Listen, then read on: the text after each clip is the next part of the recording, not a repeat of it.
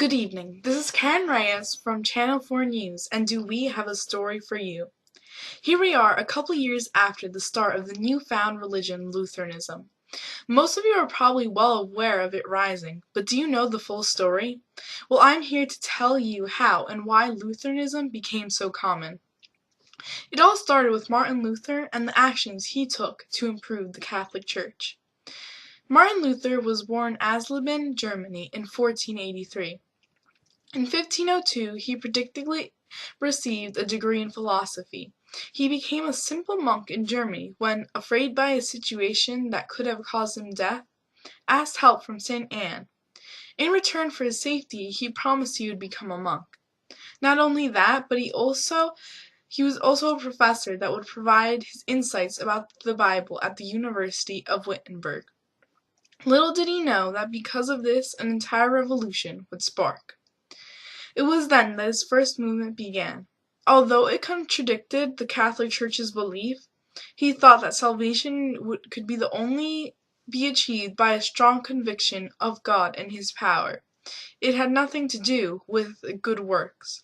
This concept, called justification of faith alone, is not the only new idea by Martin Luther that rebelled or went against the Catholic Church. But why? What was wrong with the Catholic Church so many of us admire? Believe it or not, many things had gone awry, such as meaning, purpose, and even those who taught this religion. Carefully rethink what those in the Church are doing as of now. Our informers reported that the popes are no longer fulfilling their duties as spiritual leaders. Although they say that they act in God's name, they are more focused with politics and even military affairs. Various sources say Pope Julius II even led a military group. Also, some of the religious leaders abused their power. Some clergy didn't pay taxes or take part in responsibilities of society. Perhaps the most infuriating insult is the selling of indulgences. Some of our viewers say that they feel cheated, outraged, and disgusted at the disrespect it represents. The Church claims that by buying a relic, sins would be forgiven. Is it fair for someone's sins to be forgiven just because the person has money? What if the person did not really regret his or her actions? It was this thought that had triggered Martin Luther to take action, and simple suggestions towards the Catholic Church were not going to be enough. Outraged by the corrupt power and meaninglessness the Church had come to be, Luther wrote the 95 Theses, which consisted of all the issues he thought the Catholic Church had, most of them relating to the selling of indulgences. With help from the new invention of the printing press, That Story at 6 p.m., his ideas spread all over Germany. However, this small start that would soon become a revolution did not bother Pope Leo X just yet. By 1520 that soon changed. Luther reformed so many beliefs that it was a different form of the Christian religion, later known as Lutheranism. One of the things he decided to change was the system of sacraments. Since he decided there were no longer any meanings to these traditions, he kept only two, baptism and the Eucharist, most commonly known as the Communion, and it was probably the most important when it came to Lutheranism. Another alteration Luther made allowed the clergy to marry. But the change that possibly angered the church leaders the most was that Martin Luther proclaimed that the only source of truth comes from God was from the Bible. Now, because of this, Martin Luther believed everyone had the right to read the Bible and make their own comments or conclusions.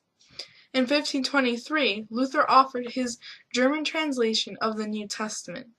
This obviously attracted many people, even a few from the middle class, which helped him gain even more supporters.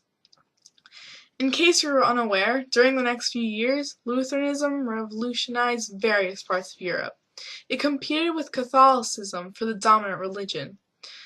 With the many faults the Catholic Church continued to have, Lutheranism spread like wildfire. Luther's first major supporters of his ideas and beliefs consisted of many German rulers among 300 states that made up the Holy Roman Empire. These rulers were driven by the politics, economics, and new religious belief, so they took control of the Catholic churches in their territories to form state churches. To avoid being corrupt, they were supervised by the government, meaning final decisions from then on would be executed by political leaders, not the Roman Church. Although Luther gained many supporters, it proved to be a difficult task later on. When the Peasants' War became an unavoidable issue, Luther was a little conflicted on who to support. In June 1524, German peasants expected Luther to support them as they rebelled against their lords. But disappointingly, Luther made it clear his loyalty lied with the lords, because he strongly believed that the state and its rulers were chosen by God to preserve the tranquility needed to further diffuse the teachings in the gospel. When the princes eliminated all the peasant revolts, Luther relied on these state authorities to prosper his Reformed Church even more. As Lutheranism and the new churches progressed in their development, Luther set up new religious services that replaced Catholic Mass. Other factors that play in the spread of Luther's religion are the preachers who still convey approximately 100 sermons per year, each lasting about 45 minutes. To those who listen, a better alternative to the corrupt Catholic Church had been offered, and many followed the new belief simply because they no longer wanted to follow the dishonest system the Catholic Church presented.